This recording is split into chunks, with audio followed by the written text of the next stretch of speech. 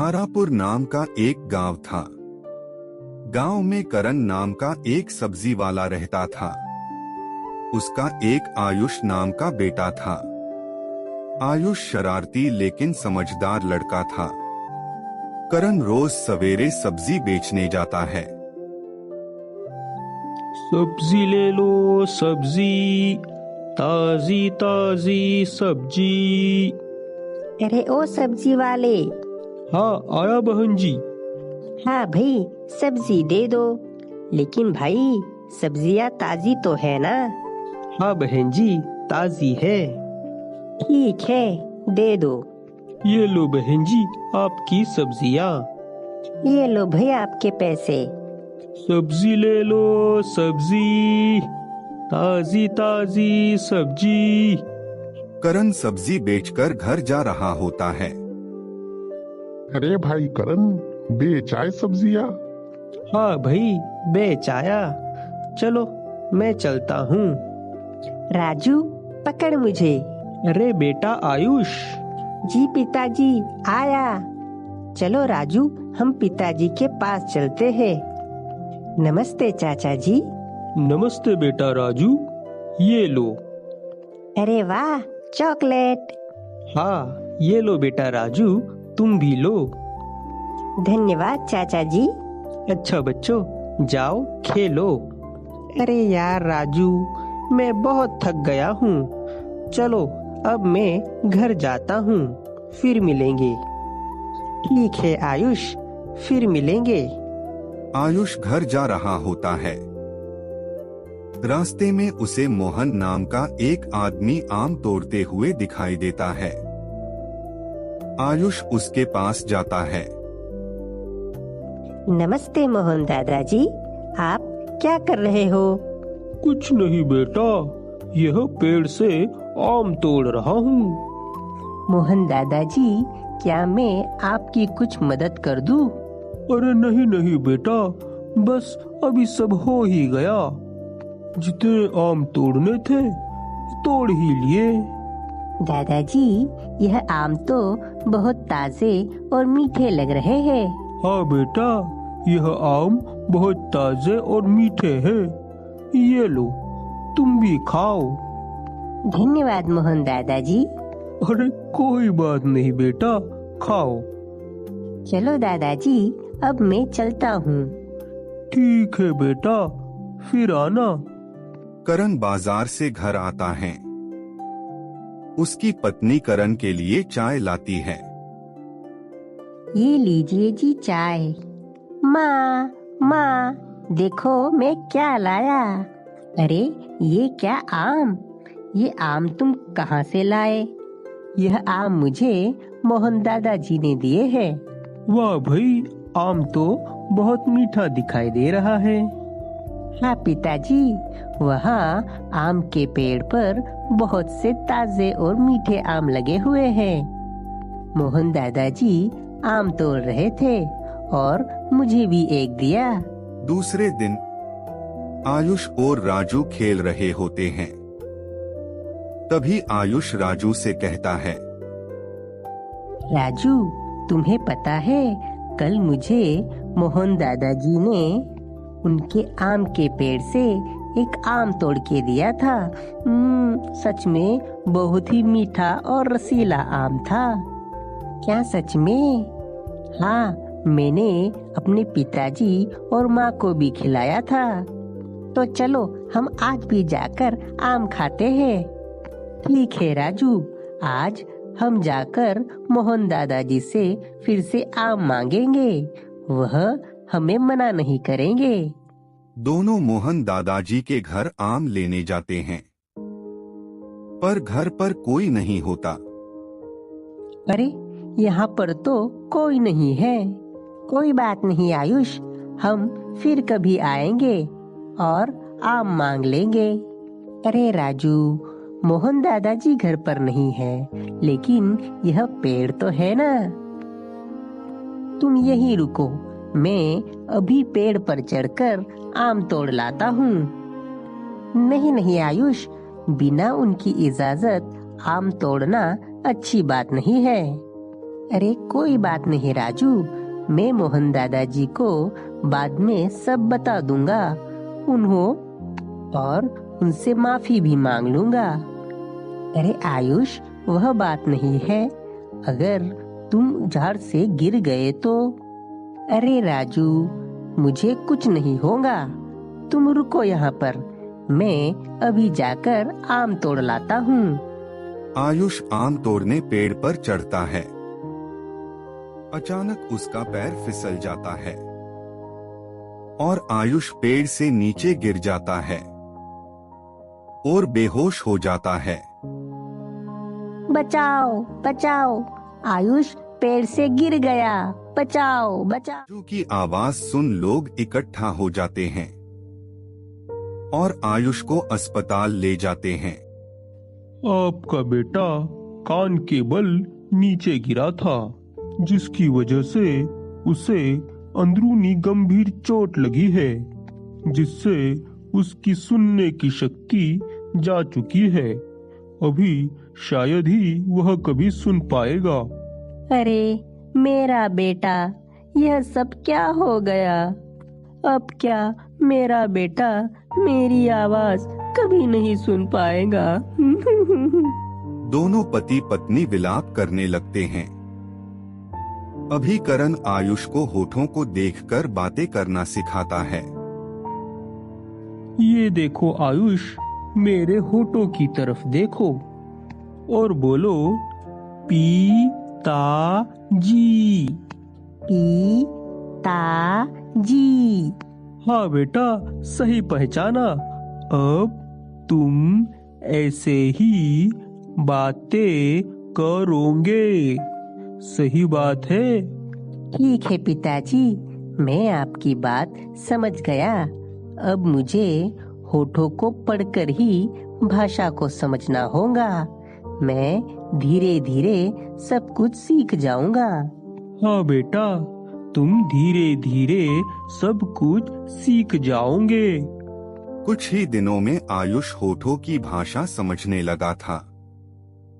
कुछ दिनों बाद आयुष कहीं जा रहा होता है।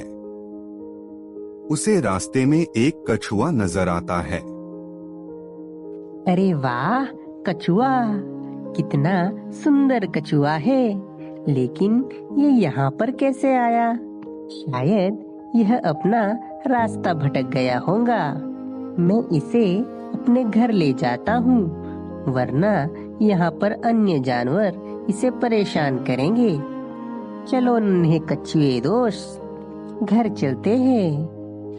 अरे राजू, हाँ आयुष, तुम यह कछुए को लेकर कहाँ जा रहे हो?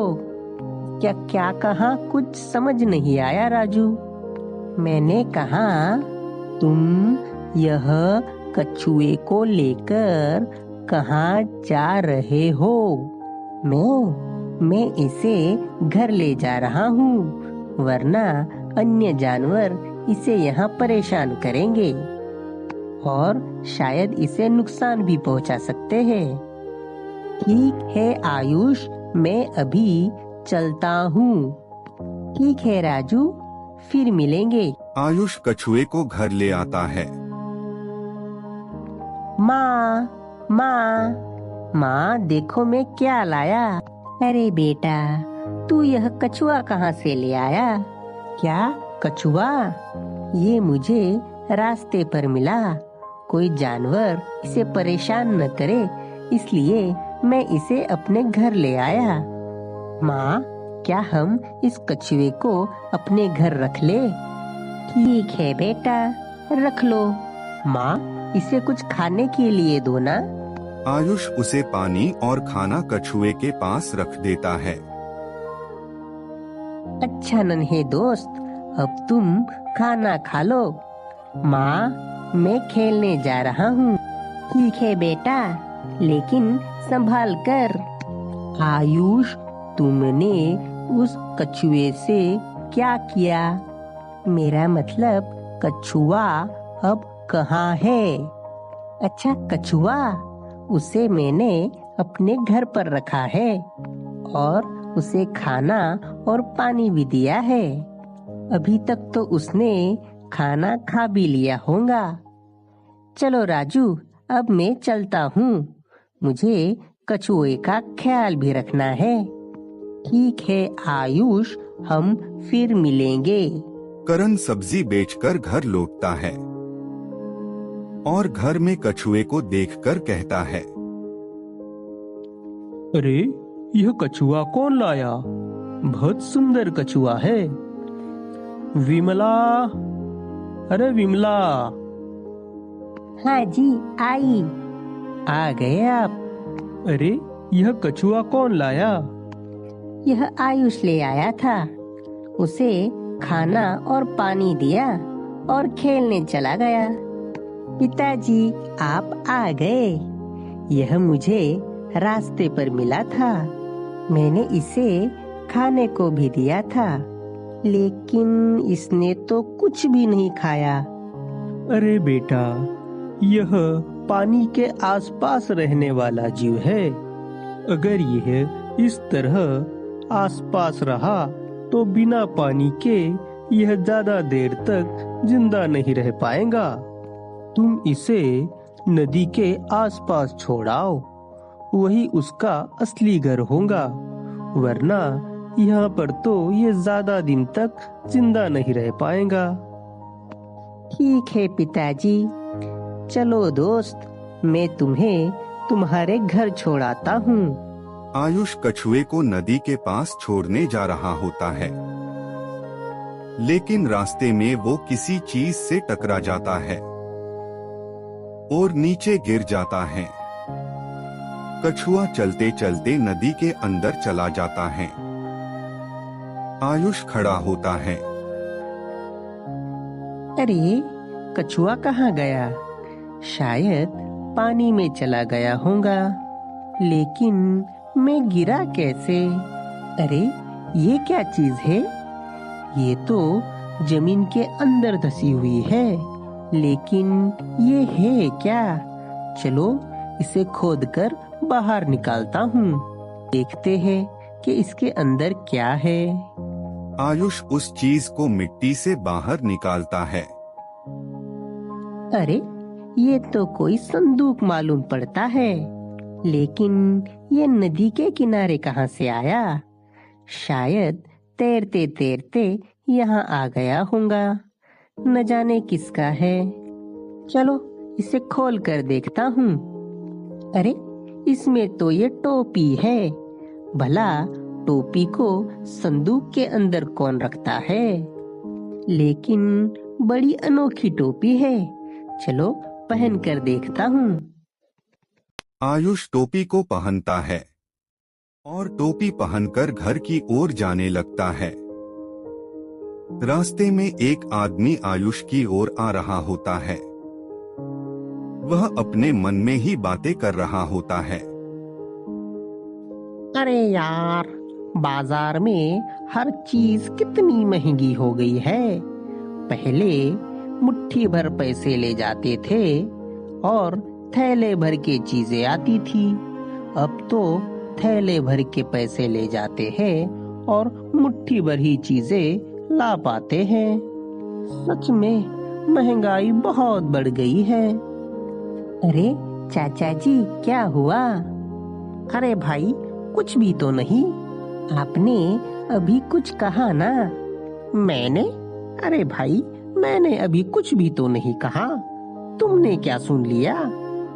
अभी आप बोल रहे थे ना, मुट्ठी भर पैसे, महंगाई बढ़ गई, सामान, ऐसा कुछ। अरे, ये तो मैं अपने आप से बात कर रहा था। ये सब इसे कैसे पता? क्या मेरे मन की बात बाहर भी सुनाई देती है? क्या मैं सचमुच तो नहीं बड़बड़ा रहा था जो इस बच्चे को सुनाई दिया? चाचा जी, आप जोर जोर से बोल रहे थे। मैंने साफ साफ आपके बातें सुनी। लेकिन ये कैसे हो सकता है? मैंने तो तुमसे कुछ कहा ही नहीं। अच्छा चाचा जी, मुझे माफ कर देना। अरे, ये क्या? मुझे तो सुनाई ही नहीं दे रहा था। फिर मैं उस आदमी से बातें कैसे कर रहा था? इसका मतलब अब मुझे सब सुनाई देने लगा। अरे वाह, यह तो कमाल हो गया। मैं घर जाकर माँ को बताता हूँ कि अब मैं बिल्कुल ठीक हो गया, मुझे सब सुनाई दे रहा है। आयुष दौड़ता हुआ खुशी खुशी अपने घर जाता है और अपनी टोपी निकालकर अपनी माँ को आवाज लगाता है। माँ, माँ, जल्दी से बाहर आओ, मुझे तुम्हें कुछ बताना है। अरे क्या हुआ बेटा आयुष, क्या हुआ? मुझे कुछ बताना है क्या? हाँ माँ, मुझे सब सुनाई दे रहा है। मैंने रास्ते में आते हुए उस आदमी से देर तक बातें की। उसकी माँ उससे बातें कर रही होती है, पर आयुष को उसकी माँ की आवाज सुनाई नहीं दे रही थी, सिर्फ हाथ हिलते दिखाई दे रहे थे। अरे माँ, तुम बोल क्यों नहीं रही? तुम्हारी बातें मुझे सुनाई नहीं दे रही। इसका मतलब मेरे सुनने की शक्ति वापस नहीं आई। अरे बेटा, क्या तुझे मेरी आवाज सुनाई दे रही है? हाँ माँ, लेकिन कुछ देर पहले ही मुझे सब कुछ सुनाई दे रहा था। मैंने किसी से बातें भी की, लेकिन अब पता नहीं क्या हुआ। कोई बात नहीं, सब ठीक हो जाएगा, तुम चिंता मत करो। और ये टोपी किसकी है? माँ, ये मुझे नदी के पास मिली थी। मैं कुछ देर में आता हूँ माँ। आयुष निराश होकर चला जाता है और टोपी पहनकर एक पेड़ के नीचे जाकर बैठता है। वहाँ दो आदमी बातें कर रहे होते हैं। अरे मंगरू, क्या बात है, उदास क्यों बैठे हो?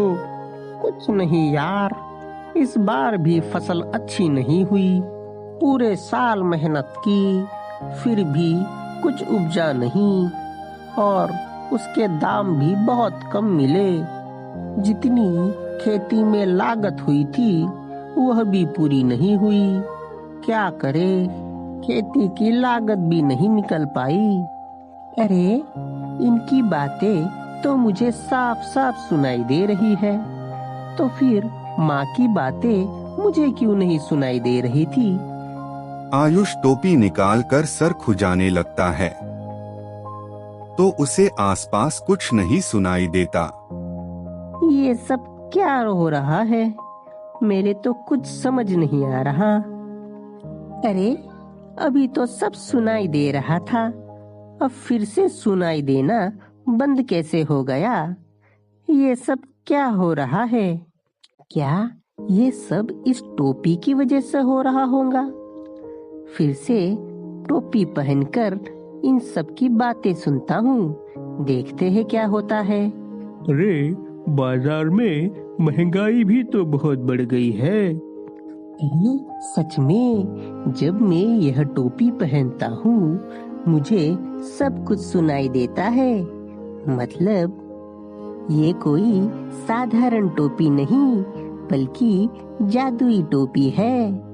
अरे वाह, इसका मतलब वह आदमी जो रास्ते में मिला था, वह जो सोच रहा था उसे भी मैं साफ साफ सुन पा रहा था। इसका मतलब यह टोपी पहनकर मैं लोगों के मन की बात भी सुन सकता हूँ। अरे वाह, यह तो चमत्कार हो गया। अब मुझे सब सुनाई देगा। लेकिन अगर किसी को इस टोपी के बारे में पता चला तो सब इसे पाने के लिए कुछ भी करेंगे। मुझे यह बात सबसे छुपा कर रखनी होगी, वरना लोग इस टोपी के पीछे ही पड़ जाएंगे। मैं जैसा हूँ उसी तरीके से लोगों को रहना होगा। इस राज को राज ही रख कर रहना होगा। टोपी लेकर घर जा रहा होता है, एक बूढ़ा आदमी पेड़ के नीचे बैठा हुआ मन में बोल रहा होता है। शायद आज भी मुझे भूखा ही सोना पड़ेगा। अरे इन दादाजी को तो भूख लगी है, मुझे इनकी मदद करनी चाहिए। एक काम करता हूँ, इनके लिए कुछ खाने के लिए ले आता हूँ। आयुष कुछ देर बाद अपने हाथों में थैली और पानी की बोतल लिए उस आदमी के पास जाता है। सुनिए दादाजी, क्या आप यहाँ पर किसी का इंतजार कर रहे हैं? नहीं बेटा, मैं थोड़ा थक गया था, इसीलिए यहाँ पेड़ के नीचे थोड़ा सा बैठ गया हूँ। कोई बात नहीं दादाजी, ये लीजिए। ये क्या है बेटा? दादाजी, इसमें कुछ खाने की चीजें हैं और ये लीजिए पानी। आप यहाँ शांति से बैठकर खाना खा लीजिए। पर बेटा, तुम्हें कैसे पता कि मुझे क्या चाहिए? बस पता चल गया दादाजी, आप खा लीजिए खाना। जीते रहो बेटा, खुश रहो, तुम बहुत भले बच्चे हो। कोई बात नहीं दादाजी, अब मैं चलता हूँ। अरे वाह, आज तो इस जादुई टोपी की वजह से मैं उस दादाजी की मदद कर पाया। अगर इस टोपी का सही इस्तेमाल किया जाए तो इससे बहुत से लोगों की मदद की जा सकती है, लेकिन अगर इसका गलत इस्तेमाल किया जाए तो लोगों को भारी नुकसान भी भारी पड़ सकता है। मुझे इस टोपी का इस्तेमाल बहुत ही सावधानी से करना होगा। कुछ दिनों बाद गांव में सरपंच का चुनाव आता है। लोगों की भीड़ जमा हुई होती है। पुरुष सरपंच लोगों को भाषण दे रहा होता है। आयुष भी वहां खड़ा होकर सब सुन रहा होता है। सुनो गाँव वासियों, मैं यहाँ आपके गांव में आपकी परेशानियों को दूर करने आया हूँ। आपके गांव की कोई भी समस्या हो, वो चाहे सड़क की हो, पानी की हो या अस्पताल की हो, सारी समस्याएं आप मुझे बता सकते हो। वह सारी समस्याएं हल कर दी जाएंगी। गांव की प्रगति ही हमारा लक्ष्य है। सरपंच जी, कई सालों से हमारे गांव में पक्की सड़कें नहीं है और अस्पताल में भी बहुत सी सुविधाएं नहीं है। कोई बात नहीं, मैं आपकी हर मांग पूरी कर दूंगा। बस आप मुझे एक और मौका दो और फिर से मुझे सरपंच के चुनाव में जितवा कर लाओ। इस बार मैं आपकी हर मांग को पूरी कर दूंगा, ये मेरा वादा है आपसे। पंच की जय हो, सरपंच की जय हो। लोग नारे लगा रहे होते हैं और सरपंच अपने मन में बोल रहा होता है। अरे मूर्ख गांव वालों, बस एक बार मैं चुनाव जीत जाऊं, फिर गांव की प्रगति हो ना हो, लेकिन मेरी प्रगति जरूर होगी।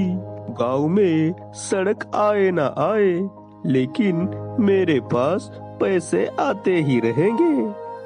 आयुष को सरपंच के मन की सारी बातें सुनाई दे रही होती है। उस बीच आयुष लोगों को रोकते हुए कहता है,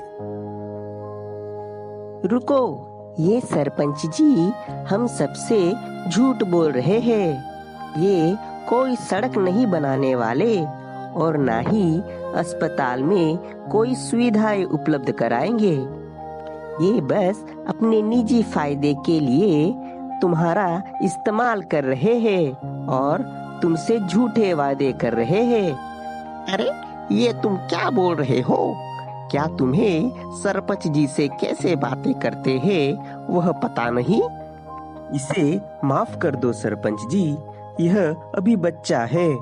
तुम चुप रहो आयुष, बड़ों से इस तरीके से बातें नहीं करते। नहीं पिताजी, मैं सच कह रहा हूँ। यह सरपंच हमें धोखा देंगे। करण, तुम अपने बेटे को यहाँ से ले जाओ। यह सरपंच जी का अपमान कर रहा है। करण आयुष को अपने साथ ले जाता है। बेटा, तुम्हें वहाँ पर ऐसी बातें नहीं करनी चाहिए। आखिर वो हमारे सरपंच जी है। पिताजी, मैं सही कह रहा हूँ। वह सरपंच हम सबको फंसा रहा है। लेकिन यह सब तुम्हें कैसे पता? तुम कोई अंतर्यामी हो क्या, जो तुम्हें सब कुछ सुनाई देता हो? लेकिन बेटा, तुम्हें तो सच में कुछ भी सुनाई नहीं देता था, तो तुमने नेताजी की बात कैसे सुन ली? इसका मतलब तुम सब कुछ सुन सकते हो। मतलब तुम ठीक हो गए बेटा। हाँ पिताजी, यह सब ये जादुई टोपी का चमत्कार है। इस टोपी को पहनकर मुझे सिर्फ लोगों की बातें ही नहीं, उनकी मन की बातें भी सुनाई देती है। क्या सच में बेटा तुम सब सुन सकते हो? हाँ पिताजी, इस टोपी की मदद से ही मैंने सरपंच के मन की सारी बातें सुन ली, जो वह अपने मन में बोल रहा था। सरपंच चुनाव जीत जाता है। कुछ महीनों बाद सड़क खराब की वजह से 2 गाड़ियों का एक्सीडेंट हो जाता है। लोग सरपंच के पास जाते हैं। सरपंच जी, आपने वादा किया था कि पक्की सड़कें बनाओगे, अस्पताल में सभी सुविधाएं उपलब्ध कराओगे, लेकिन अभी तक कुछ भी काम नहीं हुआ। उसमें मैं क्या करूं? हो जाएगा सब कुछ काम, समय पर सब हो जाएगा। चलो निकलो यहाँ से, और हाँ, दोबारा यहाँ पर पैर मत रखना। चलो जाओ यहाँ से। अरे, यह सरपंच तो बेईमान निकला। उस दिन करण का बेटा सही कह रहा था कि यह सरपंच धोखेबाज है, पर हमने उस लड़के की बात पर ध्यान नहीं दिया। गांव वाले मिलकर करण के घर जाते हैं और करण से कहते हैं, अरे भाई करण, तुम्हारा बेटा उस दिन सही कह रहा था। वो सरपंच तो बेईमान निकला। हम उसके पास हमारी समस्या लेकर गए थे, लेकिन उसने हमें वहाँ से भगा दिया। बेटा आयुष, तुम सही कह रहे थे, लेकिन हमने तुम्हारी बात को सुना नहीं। कोई बात नहीं चाचा जी, अब हम एक काम करते हैं। सब गांव वाले मिलकर उस सरपंच की शिकायत जिला कलेक्टर को जाकर कर देते हैं। उससे वह कार्यवाही शुरू कर देंगे। जब जांच होगी तब सब पता चल जाएगा। कुछ दिनों बाद अखबार में एक खबर आती है। अरे भाई, देखो अखबार में उस सरपंच के बारे में खबर छपी है। क्या खबर छपी है भाई? हमारे गांव के सरपंच को घोटाले के मामले में गिरफ्तार कर लिया गया है। गांव वालों ने जो शिकायत दर्ज की थी, उसकी वजह से सरपंच को गिरफ्तार कर लिया गया है। चलो अच्छा हुआ, एक बेईमान इंसान को उसकी सजा मिल गई। अब हमें किसी ईमानदार व्यक्ति को चुनना होगा, जो हमारी समस्याओं का समाधान कर सके। हम इस बार करण को ही अपना सरपंच बनाते हैं। वह ईमानदार और समझदार व्यक्ति है, और उसका बेटा भी बहुत होशियार है। अगर उस लड़के ने हमें शिकायत दर्ज करने के लिए नहीं कहा होता, तो आज भी वह बेईमान सरपंच हमारे गांव का सरपंच ही होता। यही कहा भाई। चलो हम सरपंच की उम्मीदवारी के लिए करण के पास जाते हैं और बात करते हैं। सभी करण के पास जाते हैं और सरपंच के पद के लिए करण से कहते हैं, भाई करण, तुम सरपंच की उम्मीदवार के लिए खड़े हो जाओ। हम गांव वालों को तुम जैसे ईमानदार और समझदार व्यक्ति की ही आवश्यकता है, जो गांव की प्रगति के बारे में सोचे। ठीक है, हमारे गांव की प्रगति के लिए मैं सरपंच के पद के लिए उम्मीदवारी करूंगा। करण चुनाव जीतकर सरपंच बनता है और गांव में पक्की सड़कें, बिजली, अस्पताल जैसी सुविधाएं लाता है। आयुष अपनी जादुई टोपी की मदद से लोगों के मन की बात सुनकर उनकी मदद करता है। इस तरह आयुष जादुई टोपी का उपयोग लोगों की भलाई के लिए करता है।